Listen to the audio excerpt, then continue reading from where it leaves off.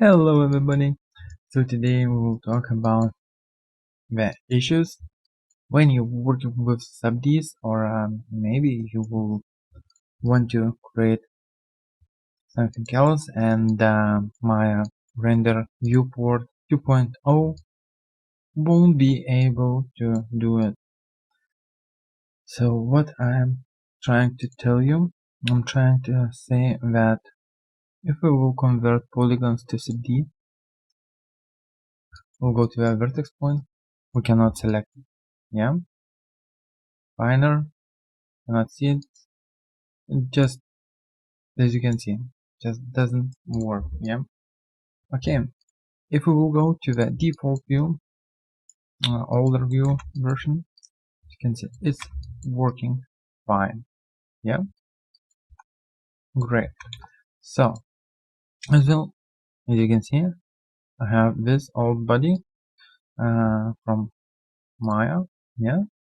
The view cube, which you can enable in here. So these options are working with legacy render views. Yeah. So how to enable it? Okay, let's go to our, let's open our file explorer, go to documents, find the Maya folder, open it, pick your version, because if you will use 18 it doesn't work as well. So the same process I will pick in this case scenario 2020, because right now I'm using 2020.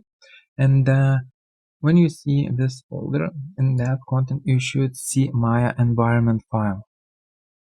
Just right click and open with your text editor, and by default it will be empty. So just type this line, or you will find this line, you can copy from comments, and yeah, just save it,